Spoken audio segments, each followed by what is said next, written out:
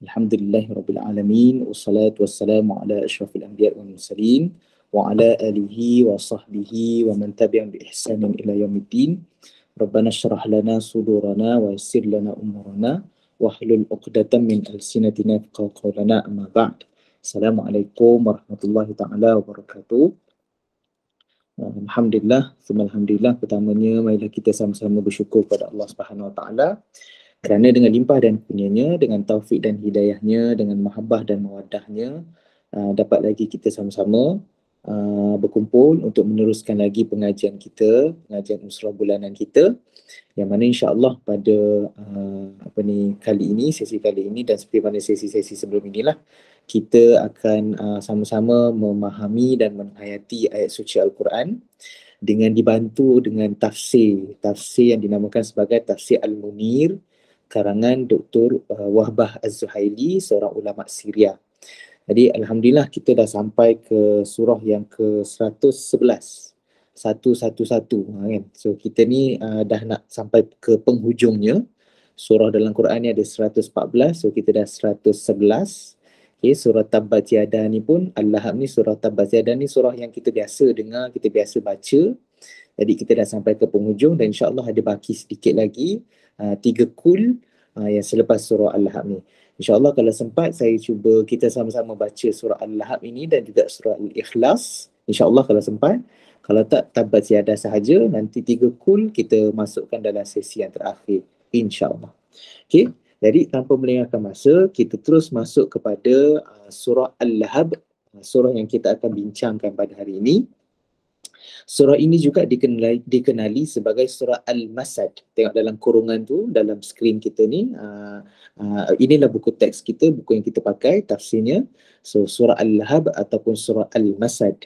Surah ini merupakan surah Makkiyah yang mengandungi 5 ayat.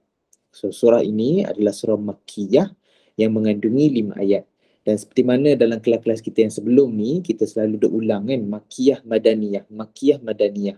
Jadi kalau kita tengok dalam Quran lama, dekat Quran lama tu, dekat border surah tu, selalu saya ceritakan, dekat border surah tu selalunya ada 2 bulat. Satu bulat nombor ayat, bilangan ayat.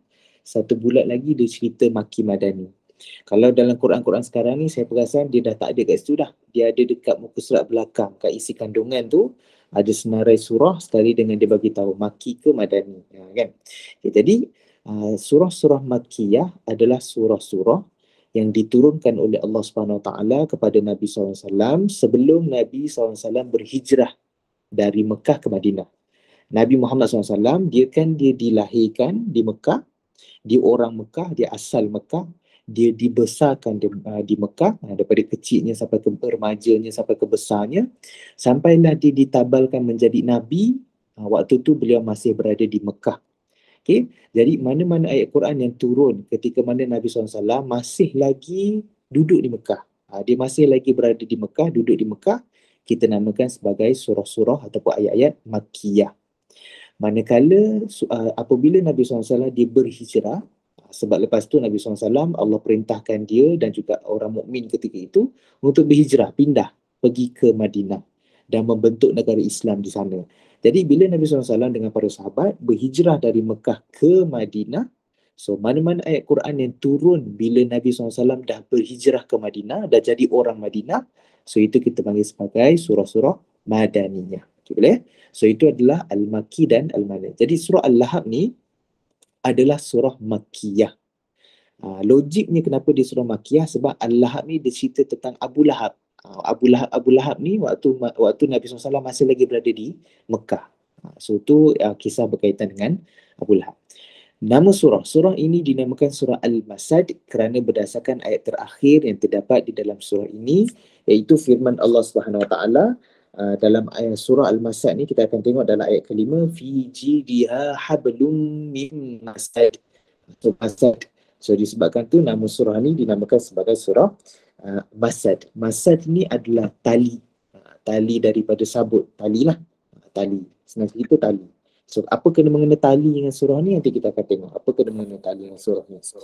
Ayat ini menjelaskan bahawa di leher Ummu Jamil iaitu isteri Abu Lahab terdapat tali yang melilit daripada al-masad atau sabun. Ini kita akan baca kemudian, kita akan tengok dalam kisah ni nanti. Surah ini juga dinamakan dengan surah Tabbat. Kan surah ni kita baca Tabbat. Surah apa Imam baca ni? Surah Tabbat. Surah Tabbat tu adalah surah Al-Lahab lah, ataupun surah Al-Masad. Berdasarkan ayat di awal surah ini, Tabbat yada Abi Lahabin wa tab. Ayat ini menjelaskan bahawa rugi dan binasalah kedua tangan Abu Lahab. Surah ini juga dinamakan surah Abi Lahab atau surah Al-Lahab. Al-Lahab maksud dia api yang berkobar-kobar. Abu Lahab ni dipanggil nama dia Abu Lahab sebab diingatkan dia ni seorang yang api berkobar-kobar. Maksudnya bersemangat lah kan. Dia kata nama aku ni Abu Lahab sebab dia bersemangat. Tapi last sekali bukanlah Abu Lahab bersemangat, tapi Abu Lahab api memang yang dibakar berkobar-kobar oleh Allah SWT. So itu cerita tentang Abu Lahab. So nanti insyaAllah kita akan tengok secara detail apa yang Abu Lahab ataupun apa yang Ummu Jamil, isteri Abu Lahab diceritakan dalam surah Al-Masad. Okay, kita terus pergi kepada sebab turunnya surah ini. Muka surat sebelah 462 tu. Okay, yang atas tu tadi ni dia akan cerita balik nanti kat bawah. So saya skip je. Kita terus pergi kepada sebab turunnya surah ini. Okay, jadi sebab turunnya surah ini, okay, sekejap alright. Okay, sebab turunnya surah ini. So setiap surah ni ataupun setiap ayat Quran ada beberapa surah ataupun ada beberapa ayat Quran yang dia ada sebab penurunannya. Tak semua, tapi ada surah ataupun ada ayat Quran yang turun disebabkan ada asbabun nuzul. Kita panggil asbabun nuzul. So cuba kita tengok apa sebab surah Al-Lahab ni diturunkan. Menurut Ibn Abbas, seperti yang sabit yang diriwayatkan oleh Imam Bukhari dan juga Imam Muslim dan lain-lain lagi, bahawa ketika diturunkan ayat wa anzir ashiratakal aqrabin dan berilah peringatan kepada kerabat-kerabatmu yang terdekat, Rasulullah SAW berdiri di atas bukit Safa seraya berseru dengan suara yang kuat, marilah di sini ada satu pengumuman penting. Okay, saya ringkaskan cerita. Pada satu hari, Nabi SAW, seperti mana yang kita tahu, Nabi SAW bila dia dapat wahyu je untuk menjadi seorang Nabi, wahyu ni kalau kita kata surat watikah pelantikan lah. Bila dapat surat watikah pelantikan je, barulah dia mula berkhidmat tu lah. Jadi Nabi SAW bila dia dapat surat lantikan dia iaitu wahyu Allah SWT, so dia dah mula berkhidmat sebagai Nabi. Dan apa yang dilakukan oleh Nabi SAW adalah Nabi berdakwah secara sirran, Nabi berdakwah secara rahsia. Nabi SAW ni dalam dakwah dia ada dua fasa. Fasa pertama dipanggil dakwah secara rahsia. Maksudnya ketika itu, waktu orang musyrik Mekah ni orang kata masih lagi pure jahil dia, pure jahatnya lagi. Jadi agak tidak bijak lah kalau Nabi SAW dakwah secara terang-terangan. Sebab ketika itu Nabi ni dia minoriti, dia paling sikit. So dia tak bijak lah kalau dia nak terus panggil orang masuk Islam secara terang-terangan. Sebab boleh jadi nyawa Nabi pun akan terancam. Jadi apa yang dilakukan oleh Nabi SAW, Nabi start dengan ashiratakal aqrabin. Nabi mulakan dengan family dulu. So Nabi SAW langkah pertama dia berdakwah, dia mulakan dengan family, kemudian dia ajak kawan-kawan, kemudian dia ajak family kawan-kawan, dia mula sikit-sikit. Berjumpa di rumah Al-Arqam bin Abil Arqam, mereka bermarkas di situ dan dia menyebarkan ilmu. Nabi SAW menyebarkan ilmu. Okay. Tapi tidaklah selama-lamanya Allah izinkan Nabi ni untuk dakwah secara rahsia. Sebab kalau duk main berahsia sampai ke sudah, bila masa agama Islam ni nak berkembang, nak orang lain tahu. Jadi bila dah ketika itu keadaan dah orang kata dah cukup kuat untuk Nabi SAW berdakwah secara terang-terangan, Allah pun perintah Nabi SAW untuk berdakwah secara terang-terangan. Okay? Berdakwah secara terang-terangan maksudnya memang kena all out, memang kena secara jelas, secara zahir, keluar dan berdakwah kepada orang musyrik Mekah.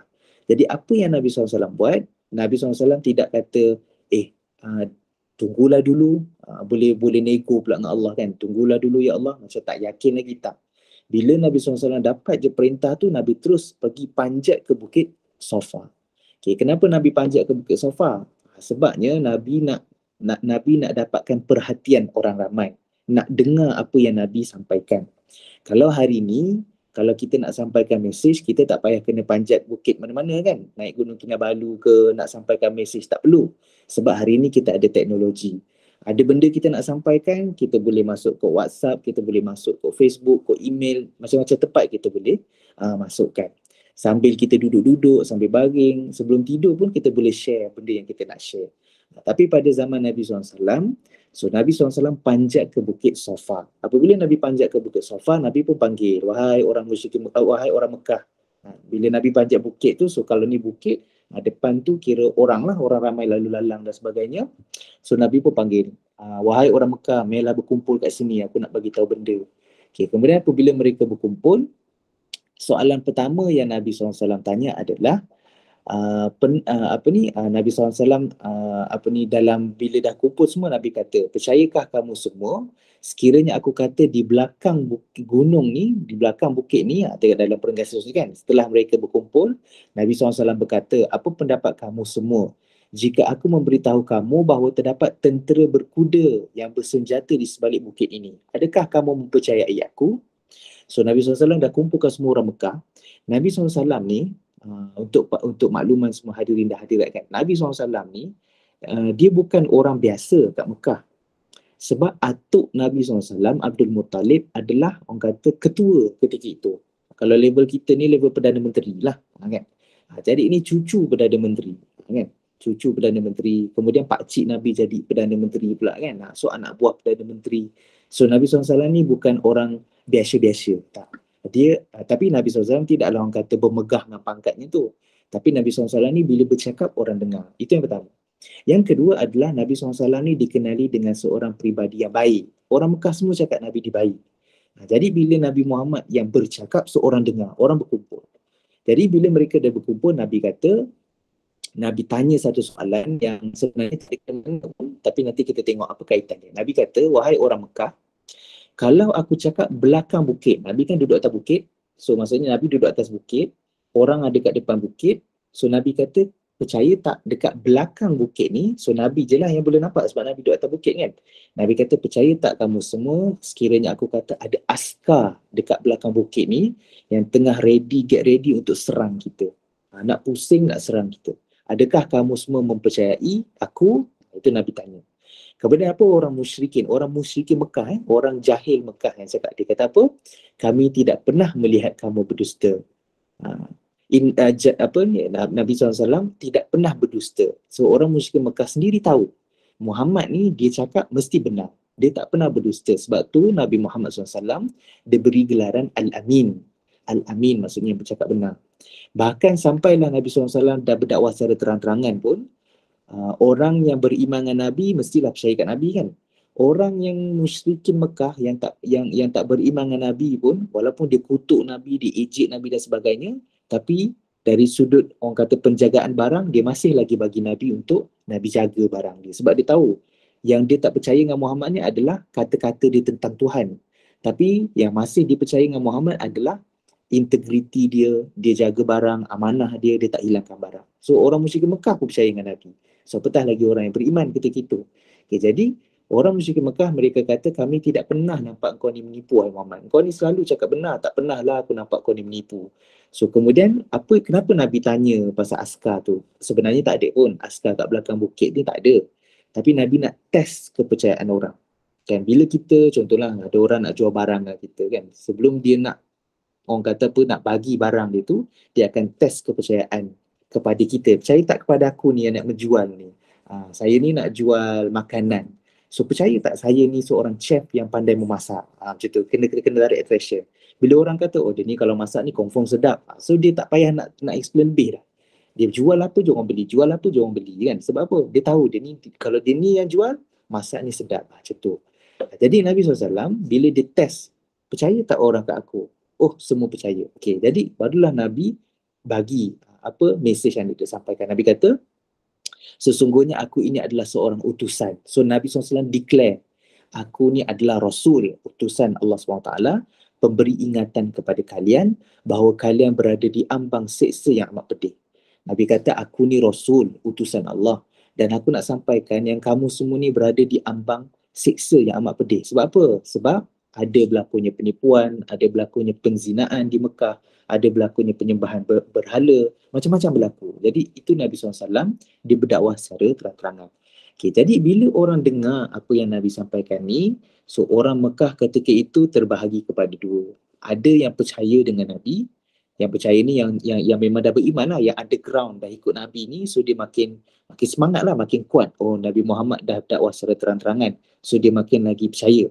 Tapi ada juga yang mestilah tak percaya, mestilah mengutuk Nabi SAW. Dan antaranya adalah Abu Lahab. So Abu Lahab ni salah seorang daripada yang orang kata kepala jahat sekali yang menentang Nabi, antaranya Abu Lahab. So dia kata apa? Celakalah kamu. Ini version bahasa Melayu. Bahasa Arab dia, Abu Lahab kata, Tabballaka ya Muhammad.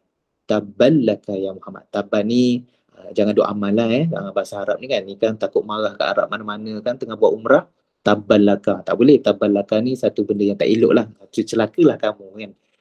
So Abu Lahab ni dia kata tabbalaka ya Muhammad, alihadha jamak tanah, dia kata celaka betul kau ni Muhammad, adakah disebabkan ni kau kumpulkan kami, macam tu. So disebabkan Abu Lahab kata tabballaka, tabballaka. So apabila Abu Lahab cakap tabballaka kepada Nabi Muhammad, maka disebabkan itu Allah SWT pun turun balik ayat Quran, Allah balas balik, Allah kata tabbat yada Abi Lahab. Apa Abu Lahab tabban kepada Nabi, Allah sendiri tabban kepada Abu Lahab.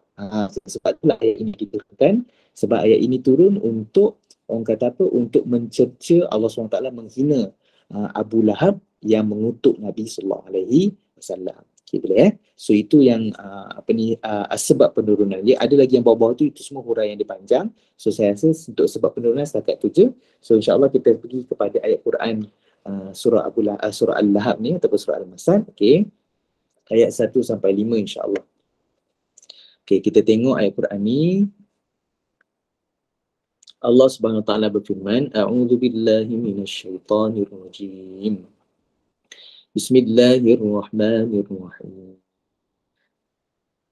Tabbat yada Abi Lahabin wa tabb. Ma aghna anhu maluhu wa ma kasab. Sayasla naran dhata lahab. Wa imra'atuhu hammalatal hatab. Fi jidha hablum min masad. Sadaqallahul azim. Surah Al-Masad ayat 1 sampai 5. So macam biasa kita tengok sikitlah tajuk-tajuk yang ada, tajuk-tajuk yang orang kata apa, yang kritikal lah, yang biasa-biasa Mak Asli tu saya rasa hadirin dah agak semua insyaAllah boleh baca dengan baik lah. Okay, kita tengok kepada setiap hujung ayat tu. Tabbat yada Abi Lahab wa tab, kasab, lahab, hatab, masad. Yang tu kita tengok yang tu kan. Okay, yang ni pun saya rasa tuan-tuan dan perempuan semua pun dah selalu dengar lah. Hukum dia kita panggil sebagai hukum qalqalah. Okay, qalqalah. Qalqalah ni maksudnya, qalqalah ni dia melibatkan 5 huruf sahaja. Huruf qa, ta, ba, jim, dal. Qalqalatun kutubu jadin. Itu ringkasan dia. Kutubu jadin. Qaf, ta, ba, jim, dal. So ada 5 huruf je qalqalah. Kalau perasan, saya kata ada 5 je. Dot tak masuk. Kadang-kadang ada orang dia baca tadlil. Tadlil tu salah Walaupun dot tu macam besar je huruf dia bunyi dia kan. Tapi dia bukan qalqalah. Kita baca tadlil. Dia tak ada anak keluar tu. Tadlil. Dia bukan tadlil. Sebab dia bukan huruf qalqalah. Huruf qalqalah ada 5 je. Qaf, ta, ba, jim, dal. Okay, kalau kita tengok kat sini huruf ba, huruf dal kan. So ada 2 huruf yang terlibat kat sini lah. Okay. Cuma kalau perasan watab yang kat situ dia ada syiddah, dia ada tasydid kat sini, dia ada W atas dia tu. Syiddah, tasydid. Yang lain tak ada. Kasab, lahab, hatab, masad. Yang tu tak ada. Yang tu tak ada tasydid. Terima kasih tuan highlightkan. Okay. Qalqalah ni ada ulama dia bahagi 2. Qalqalah kecil, qalqalah besar. Qalqalah sughra, qalqalah kubra.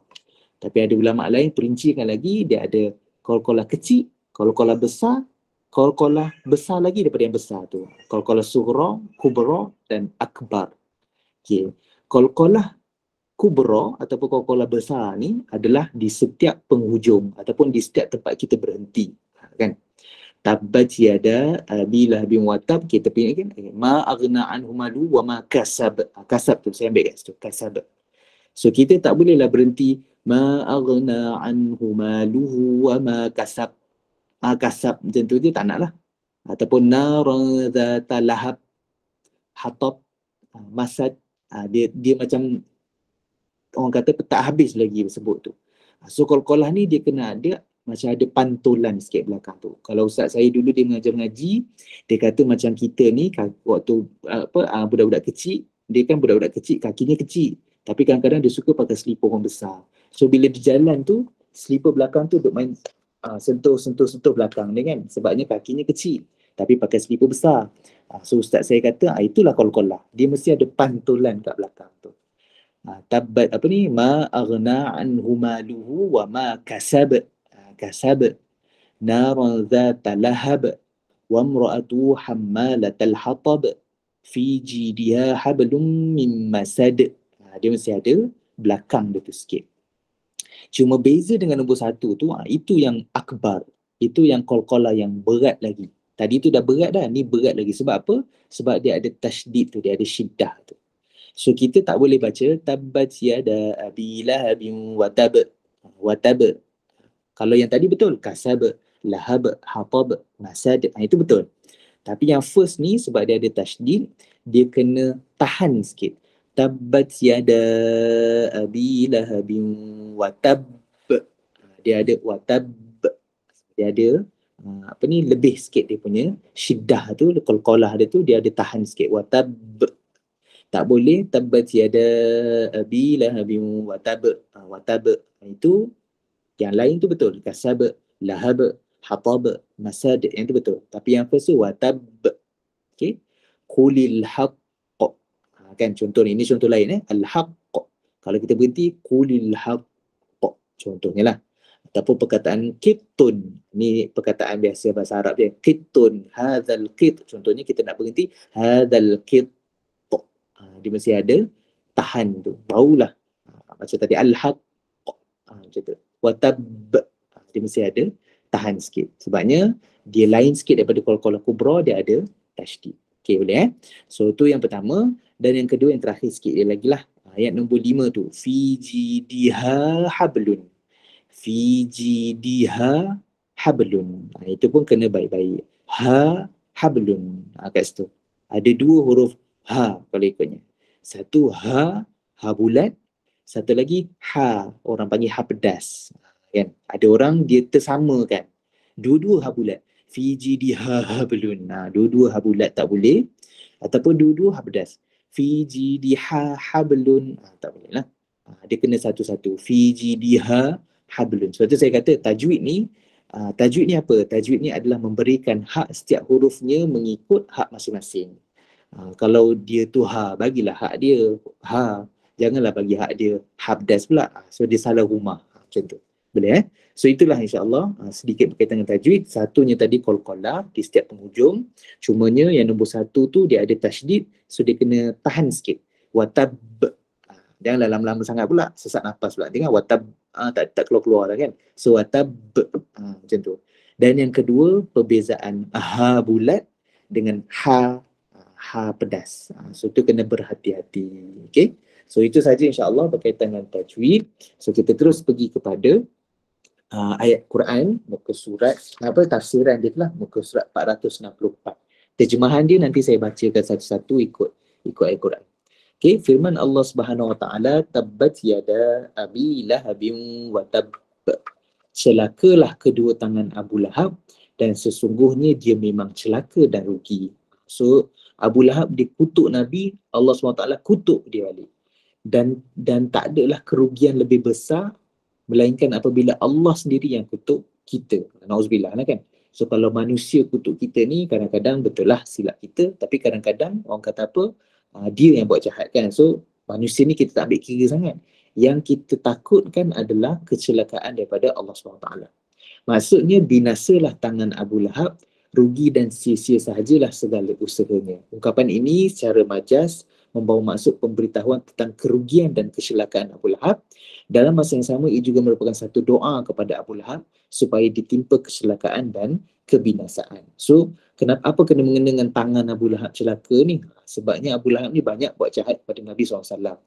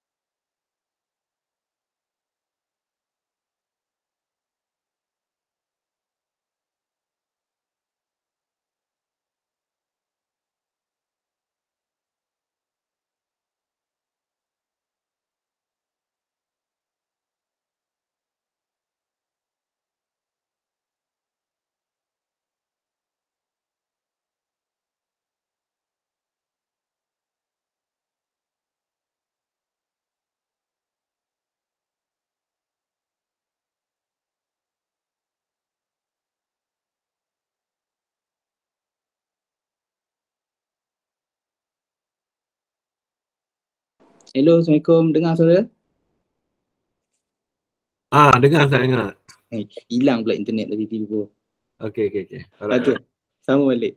Okey, jadi Allah SWT kata celakalah tangan Abu Lahab merujuk kepada benda jahat yang Abu Lahab buat pada Nabi SAW. Okey, kemudian Allah SWT berfirman wa tabbat yada abi lahabin wa tab. Sesungguhnya Abu Lahab memang celaka, pengumuman ini datang daripada Allah sendiri dan dia memang pasti rugi dunia dan rugi di akhirat. So maksudnya Allah SWT memang secara orang kata serius mengatakan celakalah Abu Lahab ni. Sampai ke akhirat nanti celakalah kehidupan Abu Lahab. Sebab tu ini saya kongsikan pada tuan-tuan dan puan-puan semualah. Pernahlah ada satu soalan orang tanya kan, dan benda ni pun dibahaskan oleh para ulama. Sebab ini soalan ni dia kritis lah sikit soalan ni kan. Janganlah kita berfikiran jauh pula kan. Orang kata santai-santai je. Ada orang pernah tanya, ada perbahasan tentang Abu Lahab ni. Dia orang kata agama Islam ni tak adil. Sebabnya Abu Lahab ni dia tak hidup pun lagi, Allah SWT dah confirmkan dia masuk neraka. Ini ada soalan, orang kata apa, soalan-soalan kritis lah yang orang bagi pada Islam ni kan, kepada ulama-ulama Islam. Sebab Al-Quran ni kan, dia telah orang kata Al-Quran ni Allah SWT dah siapkan sebelum daripada manusia-manusia ni ada. Jadi dalam Al-Quran tu sendiri Allah SWT dah kata celakalah Abu Lahab.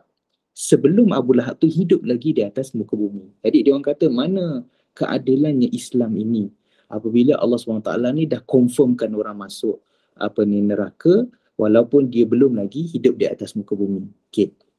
Ulama bincang panjang lah, saya pun tak adalah nak pergi jauh-jauh sangat kan. Kalau banyaklah ulama membahaskan tentang isu ni, antaranya satu yang paling atas sekali, Allah tu Tuhan, dialah Tuhan, ikut dia lah nak buat macam mana kan. Itu yang pertama. Tapi itu perbahasan yang panjang lagi lah, saya sebut tu secara ringkas saja. Tapi satu benda yang saya nak kongsikan yang menarik juga, antara fakta yang dikongsikan adalah ini sebenarnya menunjukkan bahawasanya Al-Quran itu benar. Sebab kalaulah Abu Lahab ni kan, kalaulah dia bijak sikit, kononnya lah, kalaulah dia bijak sikit zaman dia tu, kalaulah dia nak orang kata apa, meragukan Al-Quran ni ataupun nak kata Al-Quran itu tidak benar, Abu Lahab boleh sahaja berpura-pura masuk Islam. Kan? Sebab apa? Abu Lahab, dia boleh je pura-pura masuk Islam, nanti orang akan kata, Quran ni salah ni. Sebab Quran kata Abu Lahab ni celaka. Sampai bila-bila celaka. Itu Abu Lahab baik-baik je masuk Islam. Kan?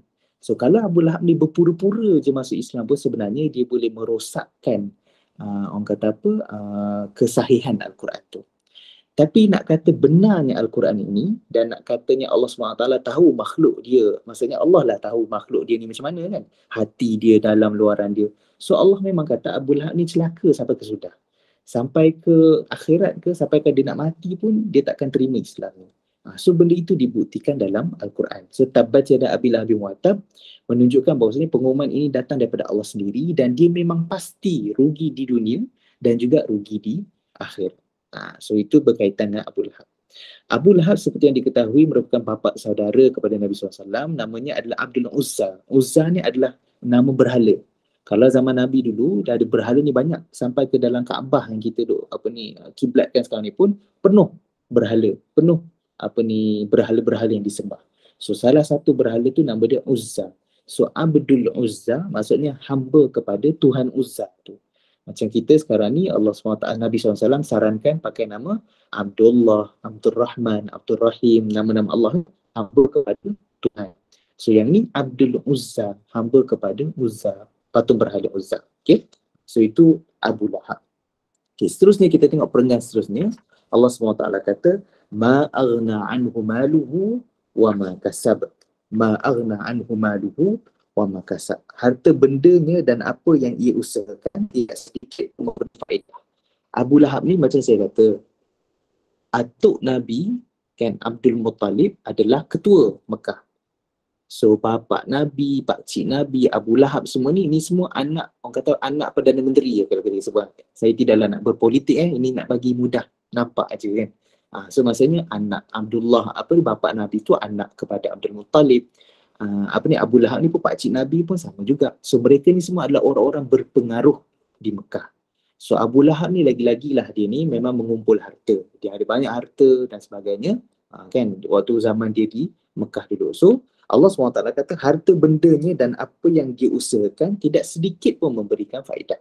Walaupun kau ni kaya, hartanya banyak, berkoyan-koyan, Allah kata dia tidak sedikit pun memberi faedah kepada Abu Lahab. Sebab Allah dah tetapkan Abu Lahab ni dia celaka, maka celakalah dia hingga ke akhirnya. Harga harta bendanya tidak akan dapat menyelamatkannya di hari kiamat kelak. Segala apa yang diusahakan, keuntungan yang diraih, pangkat kebesaran dan anak pinaknya tidak mampu menghalang kebinasaan serta azab Allah SWT yang pasti menimpanya. Ini disebabkan perbuatan Abu Lahab yang begitu keras memusuhi Nabi SAW. Begitu keras memusuhi Nabi SAW dan menghalang orang lain untuk beriman kepada Allah SWT. Pelakon Abu Lahab juga sentiasa menjadi batu penghalang kepada usaha dakwah. Dia bukan buat jahat dengan fizikal, dia juga menghalang gerak kerja dakwah Nabi SAW yang dilakukan di Mekah dan beliaulah orang yang sentiasa mendustai kata-kata Nabi SAW. Okay? So itu perangai Abu Lahab. Dan kalau kita tengok perenggan bawah tu juga, ada dalam satu riwayat menceritakan, riwayat oleh Imam Ahmad meriwayatkan daripada Rabi'ah ibn Ubad daripada Bani Ad-Dail, seorang Arab jahiliah tapi telah memeluk agama Islam, berkata, so Ad-Dail ni, Bani Ad-Dail ni dia pernah kata, aku pernah melihat Nabi SAW di zaman jahiliah di pasar Dhil Majaz. Pada masa itu baginda bersabda, wahai manusia, katakanlah tiada Tuhan melainkan Allah. Ini cerita yang tadi tu, cerita yang Nabi berdakwah kepada orang ramai tu. So mendengar ucapan Nabi SAW, orang ramai pun berkumpul dan mengelilingi baginda. Tiba-tiba dari belakangnya muncul seorang lelaki yang putih mukanya, tetapi juling dan dua mata hitamnya yang bergelang, mencelah sambil berkata, bergelang saya, sesungguhnya dia Muhammad penganut ajaran sesat dan seorang pendusta. Dia terus mengikuti Nabi di mana sahaja baginda pergi. Maka aku pun bertanya tentang latar belakang orang tersebut. Orang ramai yang ada menjawab bahawa dia merupakan bapa saudara Nabi. So maksudnya orang yang kutuk Nabi ni, yang cuba menghalang dakwah Nabi ni adalah Abu Lahab. So itu diceritakan dalam kisah-kisah yang lepas. Okay? So, seterusnya kita tengok pada perenggan yang ketiga tu, keempat tu, sambungan dia. Allah SWT berfirman dalam ayat yang seterusnya, ayat keempat, ayat ketiga, sayasla naran zata lahab wa imra'atuhu hammalatal hatab. Allah SWT kata kelak dia akan masuk dalam api yang bergejolak. So tu nama Al-Lahab tu ada tu. Lahab tu kan, Abu Lahab tu. Sebenarnya Abu Lahab ni panggilan hina dia. Nama dia Abdul Uzza. So dia sendiri, dia pakai nama dia perkenalkan nama dia kat orang Abdul Uzza. Tapi nama hina yang diberikan kepada dia adalah Abu Lahab. Bapa kepada api yang bergejolak, api neraka lah. Okay. So Abu Lahab. Okay. Ayat seterusnya, wa imra'atuhu hammalatal hatab, dan begitu juga isterinya pembawa kayu bakar, penyebab fitnah. Okay. Perenggan yang bawah tu. Ayat ini memberi pengertian bahawa isteri Abu Lahab pasti akan menerima azab api neraka yang marak menyala. So yang jahat ni bukan suami je, bukan Abu Lahab sahaja. Dengan isteri dia sekali adalah salah seorang yang selalu menyeksa dan menyakiti Nabi SAW. Nama isteri dia adalah Ummu Jamil. Ummu Jamil tu panggilan. Nama dia Arwah binti Harb, saudara perempuan kepada Abu Sufyan. Abu Sufyan ni sahabat Nabi, so dia selalunya macam itulah, dia kena mesti ada kena mengena, ada ni sepupu itulah macam. Dia merupakan seorang yang sentiasa menyakiti Nabi SAW dengan pelbagai cara. Di antaranya beliau akan membawa duri-duri dan batang kayu berduri untuk dibuang pada waktu malam di jalan-jalan yang sering dilalui oleh Nabi SAW. Ummu Jamil ni memang jahatnya bini Abu Lahab ni. Memang tak ada kerja lain nak dibuatnya. So kerjanya adalah dia suka ambil duri-duri, batang-batang kayu yang berduri dan sebagainya, dia tabur dekat jalan yang Nabi SAW selalu jalan. Dia tahu Nabi selalu jalan kat sini, pergi semayang ke, pergi rumah Abu Bakar ke, pergi berjalan-jalan. So dia tabur duri-duri dan batang kayu yang berduri. Dulu mana ada orang nak buat lampu jalan raya ke, tidak ada kan. So dia gelap lah dan sebagainya. So kadang-kadang benda tu membahayakan. Itulah perangai Ummu. Sebab tu dia dinamakan sebagai Hammalatul Hatab. Hammalatul Hatab maksudnya pembawa kayu. Kat sini ada ulama tafsirkan pelbagai. Antaranya kenapa dinamakan Hammalatul Hatab, pembawa kayu, sebab dia memang suka bawa kayu. Bawa kayu berduri sebab dia nak tabur kat jalan yang Nabi SAW selalu jalan. Itu yang pertama. Yang kedua juga ada ulama kata Hammalatul Hatab tu adalah dia orang kata apa, bahasa kiasan lah. Hammalatul Hatab ni dia pembawa kayu, tapi dalam makna lain dia adalah pembawa fitnah. Sebab fitnah ni dia macam api kan. Sebenarnya dalam bahasa Arab pun perkataan fitnah ni kan dia berasal pada perkataan bahasa Arab. So perkataan fitnah bahasa Arab ni, ulama bahasa bincangkan antaranya fatana ni, perkataan fatana ni, fitnah ni orang Arab gunakan untuk menyemarakkan api. Kan macam kita barbecue kan, kita barbecue ke, kita buat kayu api unggun ke, so kita akan bakar sikit, kita akan ada bara dia kan, kita dapatkan bara dia sikit, kemudian nak buat sate kan, kita kipas tu, so api tu akan makin marak kan, ataupun kita letak lagi tambah kayu dan sebagainya untuk api tu makin marak. So perkataan fatana, fitnah, bagi orang Arab penggunaannya adalah kipas api tu bagi marak. So macam tu juga fitnah. Fitnah ni kadang-kadang isu dia kecil je, ataupun isu dia tak besar mana sebenarnya. Tapi bila orang datang bawa fitnah, dia mengipas api fitnah itu menjadi besar. So Hammalatul Hatab ni, satu tadi maksud dia pembawa kayu, macam mana isteri Ummu Jamil, isteri Abu Lahab ni memanglah membawa kayu duri menyakiti Nabi. Tapi maksud lain juga adalah pembawa fitnah. Ummu Jamil ni sentiasa membawa fitnah, sentiasa membakar fitnah. So sebab itulah dia membawa kayu. So itu pendapat yang kedua. Pendapat yang ketiga pula, memang dia ni pembawa kayu api di neraka nanti. Maksudnya dia bawa lah kayu api tu, dia bakarlah diri dia sendiri. So ulama tafsir menafsirkan ayat Hammalatul Hatab ni kepada beberapa pandangan. Tapi tiga-tiga ni memang dia betul lah. Dia lah pembawa api, pembawa kayu, duri kayu. Dia jugalah pembawa fitnah. Dia jugalah orang kata apa yang kat neraka nanti akan dibakar oleh Allah SWT disebabkan kejahatan yang buat di muka bumi. Boleh So itu adalah di antara orang kata apa, tafsiran terhadap perkataan Hammalatul Hatab. Okay, dan yang terakhir sekali, Musa 466, Allah SWT berfirman, okay, itu ayat kelima tu, fi jidiha hablum min masad. Fi jidiha, IGD, isteri Nabi isteri Abu Lahab tadi. Di lehernya terdapat tali daripada sabut. So Ummu Jamil ni dia ada rantai. Kat sini pun ulama menafsirkan ayat ni.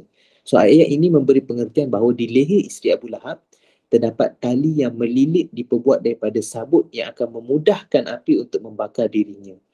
So Allah SWT kata, isteri Abu Lahab ni dia dah lah Hammalatul Hatab, dia bawa api, dia bawa kayu api untuk dibakar di neraka nanti. Kemudian Allah nak cerita azabnya Ummu Jamil ni, fi jidiha hablum min masad. Dekat leher dia ada tali, bukan rantai emas, ada tali yang diperbuat pada sabut. Sabut kan senang dibakar kan. Jadi Allah SWT bayangkan azab Hammalatul Hatab ni, azab Ummu Jamil ni ada tali kat leher dia, kemudian dia dibakar. So bila bakar, macam ni lah kan, kalau orang tu pakai baju kan dalam kebakaran, so api tu sambar je baju dia, so terbakar terus dia sekali kan, kalau api tu marak lah kan. Jadi sama juga macam ni, isteri Abu Lahab ni dekat leher dia tu ada tali sabut, kan, tali yang dibuat pada sabut. So bila api tu bakar, so bakarlah, api tu marak lah sampai ke Hammalatul Hatab ataupun isteri isteri Abu Lahab ni, Ummu Jamil. Okay. Sesungguhnya Allah SWT menggambarkan keadaan azab yang menimpa di neraka Jahannam sama seperti gambaran perbuatan kejinya semasa di dunia, dengan kayu yang berduri yang terikat dengan tali sabut di leher dan diletakkan di jalan yang sering dilalui oleh Nabi SAW dengan tujuan untuk menyakiti baginda. Oleh yang demikian, setiap kesalahan tersebut akan dibalas di akhirat setimpal dengan perbuatannya. So apa yang dibuat kepada Nabi SAW, dia tabur durinya, tabur kayu yang berdurinya, so akan dibalas di akhirat nanti. Gambaran yang didatangkan oleh Allah SWT kepada isteri Abu Lahab tersebut sebagai perempuan pembau kayu adalah satu penghinaan terhadapnya dan juga kepada suaminya. So ini penghinaan kepada dia dan juga kepada suami dia, iaitu Abu Lahab. Okay? Ini adalah, so surah ni memang surah Allah SWT purposely nak kutuk ataupun nak keji Abu Lahab. So kalau dalam Quran ni Allah SWT sebut macam mana Abu Bakar. So Abu Bakar dalam Quran Allah sebut cerita tentang Abu Bakar. Tapi disebut tu ada sebut tu dalam keadaan memuji Abu Bakar. So itu kelebihan. Maksudnya Allah SWT puji orang mukmin ni akan masuk syurga. So itu kita semua Allah SWT puji. Tapi bila Allah SWT puji secara spesifik Abu Bakar ni, sahabat Nabi yang setia dan sebagainya, so itu adalah satu kelebihan, satu penghargaan yang besar kepada Abu Bakar. Sama juga di sebaliknya, bila Allah SWT keji seseorang itu secara spesifik dalam Quran, so itu kejian yang paling tinggi. Sebab secara spesifik Allah sebut dan Allah keji Abu Lahab. Bukan setakat satu ayat, dua ayat, Allah keji satu surah terus kepada Abu Lahab. Itu menunjukkan teruk inilah perangai Abu Lahab ni. Dan begitu juga dengan besarnya azab yang akan ditimpa oleh Abu Lahab dan isteri dia nanti. Okay, ada satu cerita kat bawah tu, saya kongsi cerita daripada tafsir ni juga. Dia tak sediakan sanad dia dan sebagainya, tapi cerita yang ada dalam ni lah. Okay, ketika Ummu Jamil mendengar surah ni, jadi bila Ummu Jamil ni didengar surah Tabat Yadah ni, orang musyrik Mekah ni, walaupun dia kutuk-kutuk Nabi, tapi bila ada wahyu turun, dia orang curi-curi dengar. Dia orang dengar, dia orang nak tahu. Sebab tu ada beberapa orang musyrikin Mekah yang akhirnya mereka masuk Islam sebab mereka dengar ayat Quran yang diturunkan. Ada satu Islam, sahabat Nabi, tapi sebelum tu dia jahil, dia kafir. Dia ni adalah seorang pensyair bahasa Arab ni memang orang kata apa, memang ialah satu, semua orang cakap bahasa Arab. Tapi nak katanya dia ni memang syair, pandai, bahasa Arab dia memang hebat, antara yang paling hebat kan. So bila dia dengar Nabi Muhammad SAW ni ada wahyu, dia nak challenge Nabi Muhammad SAW. Dia kata, melah lawan macam berpantun lah, macam lawan syair, lawan pantun lah. Aku akan bagi ayat aku, kau bagi ayat kau, macam tu. Tapi bila dia pergi dengar Nabi SAW baca ayat Quran, last kali dia pun kata ini adalah satu ayat yang luar biasa, yang mana manusia tidak akan dapat merekanya. Manusia tak akan dapat karang sendiri, ini luar biasa ni. Macam tu. Kehebatan Al-Quran. So itu kehebatan ayat Al-Quran yang dikongsikan kepada orang musyrik Mekah. So orang musyrik Mekah ni dia cucuk dengar, dia tahu apa benda yang Allah SWT sampaikan kepada Nabi. Jadi Ummu Jamil bila didengar surah ni, marahlah dia sebab surah ni kutuk dia. Kan? Surah ni secara terang-terangan mengutuk dia. Maka beliau pun terus menemui Abu Bakar di masjid. So Ummu Jamil ni dia tak puas hati, dia pergi masjid, dia cari Abu Bakar. Pada ketika itu Rasulullah SAW ada Abu Bakar. So Abu Bakar, dia kan orang kata best friend dengan Nabi, sentiasa ada dengan Nabi. So dua-dua tu mesti ada sekali kat masjid. Ketika Ummu Jamil menemui Abu Bakar, dia menggenggam batu untuk menyakiti Nabi SAW. Ummu Jamil ni siap bawa batu ni, orang kata nak campak, nak sakitkan Nabi SAW. Ummu Jamil berkata kepada Abu Bakar, aku dapat tahu sahabatmu, iaitu Nabi Muhammad, telah mencercaku, telah menghina aku, telah mengkeji aku. Pasti akan aku tangankan dia. Pasti aku akan tangankan dia. Maksudnya aku kira Ummu Jamil jumpa Abu Bakar, kawan kau ni Muhammad ni kutuk aku kan. Ni aku memang nak baling batu ni kat dia, aku nak sakitkan dia. Kan. Pada masa itu Allah SWT menutup pandangan Ummu Jamil, beliau tidak nampak Nabi SAW yang berada bersama Abu Bakar. Walhal tadi macam saya kata, Abu Bakar dengan Nabi Muhammad ni dia ada sekali time tu. Tapi Allah menutup pandangan Ummu Jamil, so dia tak nampak Nabi Muhammad. Dia nampak Abu Bakar je. Kalau tak, dia dah baling dah mata tu. Tapi dia nampak Abu Bakar je sebab dia tak nampak Muhammad. Diriwayatkan bahawa Abu Bakar bertanya kepada Ummu Jamil, adakah engkau melihat sesiapa bersamaku? Abu Bakar pun pelik lah kan. Muhammad kat sebelah aku je. So Abu Bakar pun tanya, kau ada nampak orang lain tak sekali dengan aku? So beliau pun menjawab, adakah engkau ingin mempermainkan aku? So Mujamil macam, kenapa kau tanya macam tu? Kau nak main-main aku ke? Aku tidak nampak sesiapa pun selain engkau. So maksudnya Allah SWT menutup pandangan mata Ummu Jamil daripada Nabi SAW. So Nabi SAW dipelihara daripada Ummu Jamil dan juga kejahatan yang dia nak lakukan. Okay, boleh? So itu adalah berkaitan dengan surah Al-Lahab. So ada masa lagi dah 10 minit, insyaAllah saya rasa boleh kot kita masuk surah Al-Ikhlas secara ringkas sahaja, surah pendek. Okay, kita tengok surah Al-Ikhlas. So tadi selesai, kisah Abu Lahab hanya sekadar menceritakan tentang kejahatan Abu Lahab dan macam mana Allah SWT turunkan surah Al-Lahab tu purposely semata-mata untuk menghina dan mengutuk Abu Lahab. Okay. Kali ini kita masuk pada orang kata 3 kul lah kan, kita selalu sebut 3 kul. Kenapa saya potong sampai surah Al-Ikhlas? Sebab surah Al-Falaq dengan An-Nas tu dia memang adik-beradik. Kita panggil Al-Mu'awwidhatan. Dia ada 2 surah tu dia sekali. Surah Al-Ikhlas ni kita boleh, orang kata apa, walaupun kita baca 3 kul, tapi kita boleh asingkan lah. Okay. Surah Al-Ikhlas, Makkiyah macam biasa. Surah ini adalah surah Makkiyah yang mengandungi 4 ayat. So Makkiyah saya dah tak explain lah, tadi saya dah terangkan. Surah ini dinamakan dengan berbagai nama. Surah Al-Ikhlas ni dia ada banyak nama. Yang paling banyak, yang paling famous sekali adalah Al-Ikhlas, kerana ia membincangkan tentang Tauhid. So surah Al-Ikhlas ni membincangkan tentang Tauhid yang tulus suci terhadap Allah SWT. Okay? Dalam perenggan yang sama tu juga, ia juga dinamakan sebagai At-Tafrid. Apa maksud At-Tafrid? Fardun ni maksudnya sendiri. So maksudnya surah ni cerita tentang Allah SWT tu dia sendiri, dia Maha Esa, dia tak ada yang lain. At-Tajrid, dan dia diasingkan daripada apa yang boleh menyekutukan dia. Dia tak ada yang selain daripada Allah SWT. At-Tauhid. So Tauhid maksudnya kesatuan iman kita kepada Allah SWT. An-Najah dan juga Al-Wilayah. So ini semua nama-nama lain bagi surah Al-Ikhlas. Tapi yang selalu kita panggil surah Al-Ikhlas. Okay, surah Al-Ikhlas. Okay, kita masuk kepada ayat Quran dia. Sebelum tu kita tengok Mushaf 470. Ada kelebihan. Okay, macam saya kata, surah Al-Quran ni 30 juzuk tu dia memang semua lebih. Tak ada mana surah ni lebih pada surah tu ke, tak ada. Ayat ni lebih pada ayat tu ke, tak ada. So kalau kita baca tu, kita baca semua. Cuma kalaupun ada kelebihan, ada beberapa kelebihan yang Nabi SAW sendiri kongsikan, itu kelebihannya.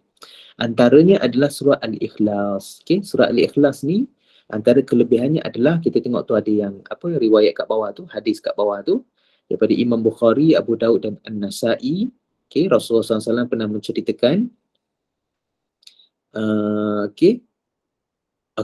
ada satu hari diceritakan oleh Abi Sa'id Al-Khudri bahawa seorang lelaki telah mendengar seorang lelaki yang lain. So Abu Sa'id Al-Khudri ni dia cerita ada seorang lelaki ni, lelaki A ni, dia dengar lelaki lain iaitu lelaki B ni membaca surah Al-Ikhlas dan mengulangi.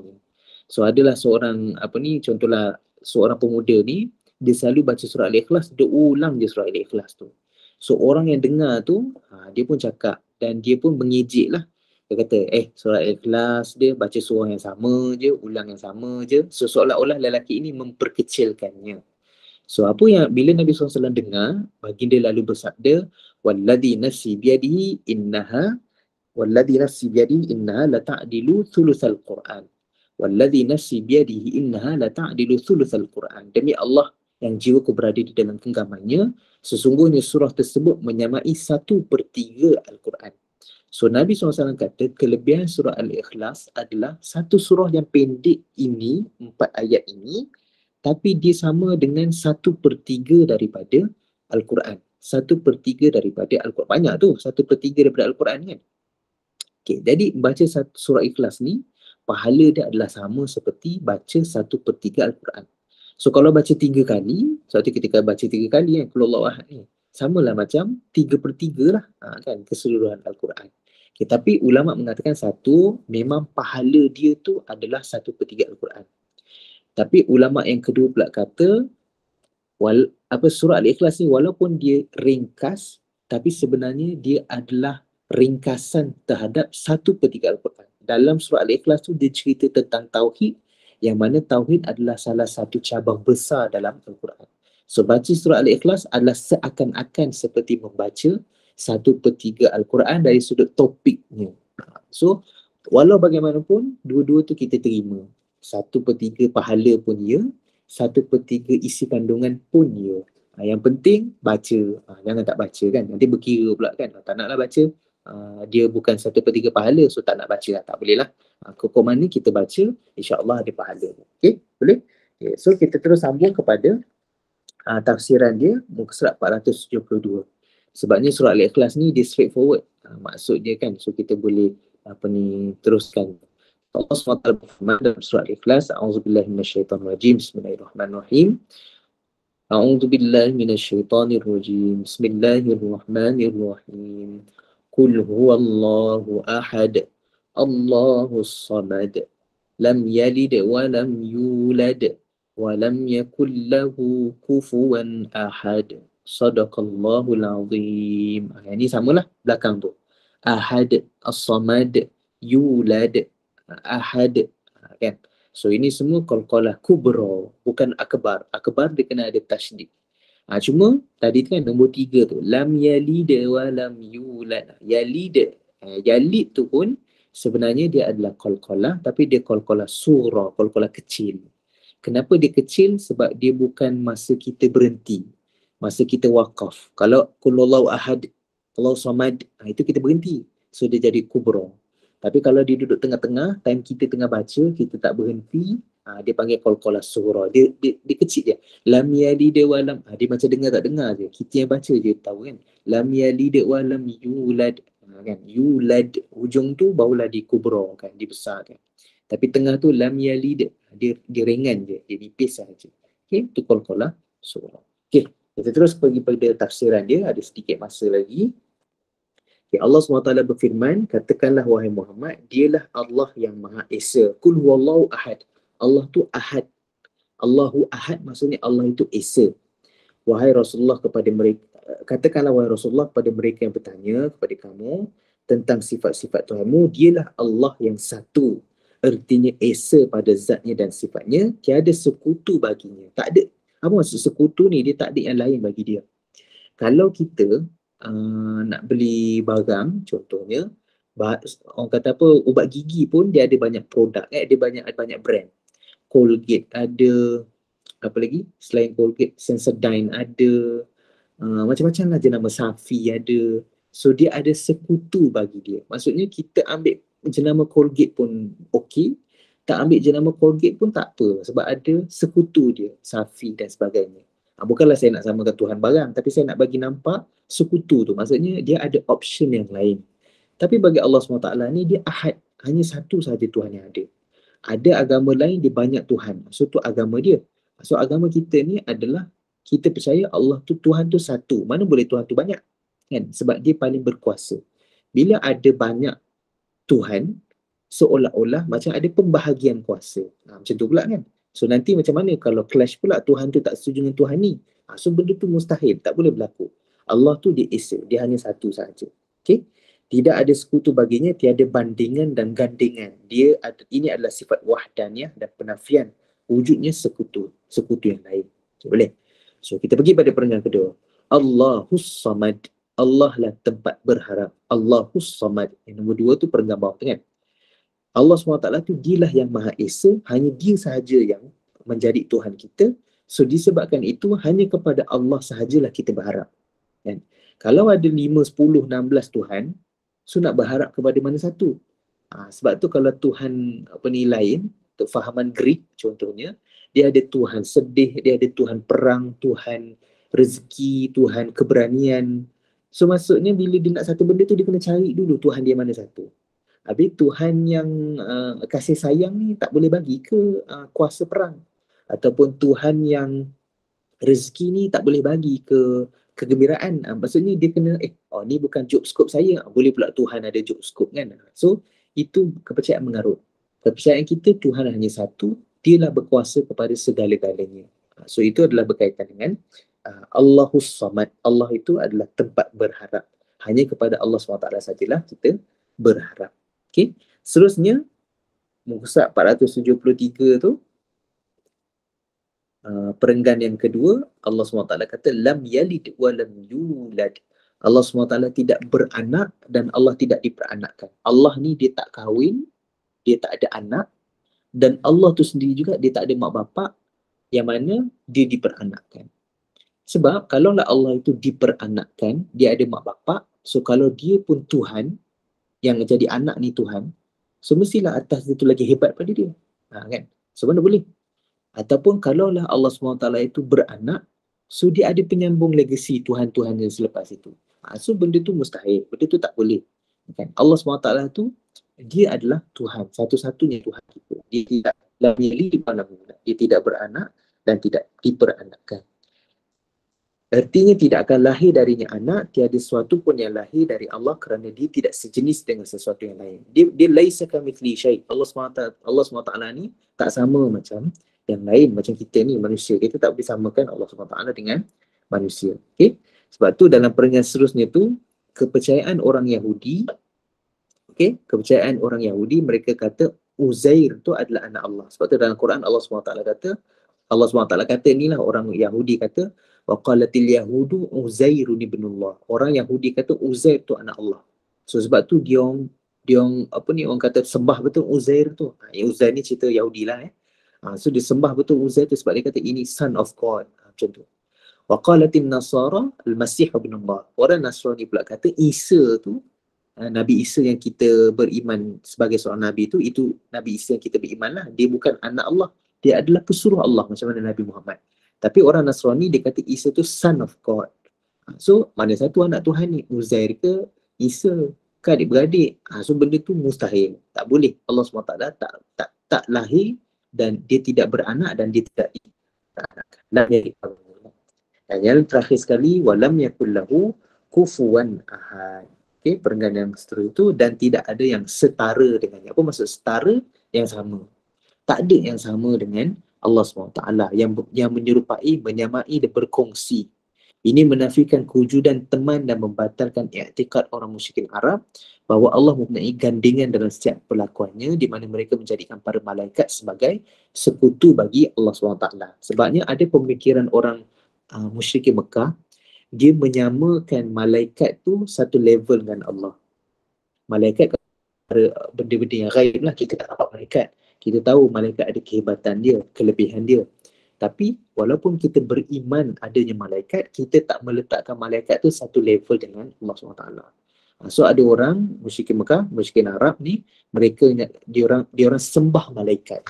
Sebab dia kata malaikat ni dia nak setara dengan Allah SWT. So kita beriman tidak ada yang setanding dengan Allah SWT. Memang Allah SWT dia absolute.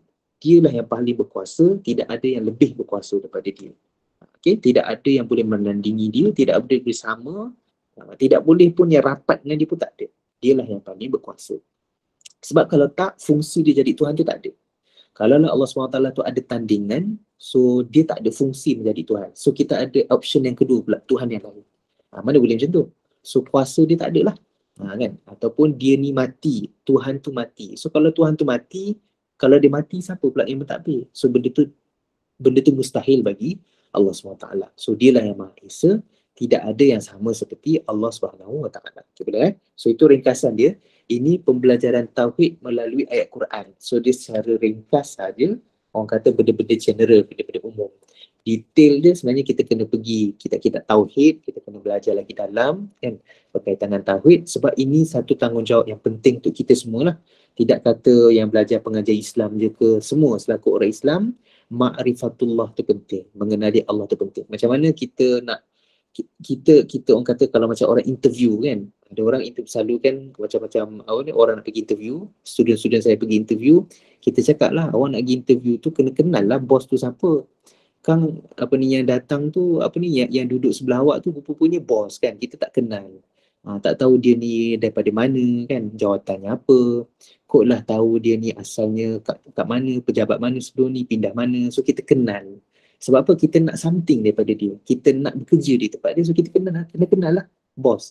Jadi macam tu juga dengan kita berkehendak pada Allah SWT, so kita kena ma'rifatullah, kita kena tahu Allah SWT.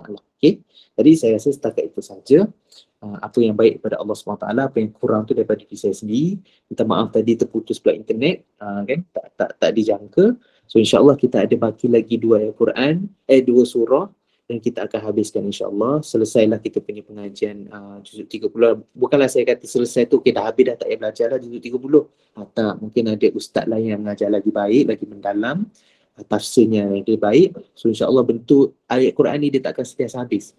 Kita dengar banyak kali ni, dia akan dapat banyak benda baru. So itu adalah kehebatan Al-Quran. Mukjizat Al-Quran ni dia tidak akan pernah kering. Dia sentiasa ada benda baru, sentiasa ada sudut pandang yang berbeza. So ilmu tu akan sentiasa bertambah. Jadi saya rasa setakat itu saja.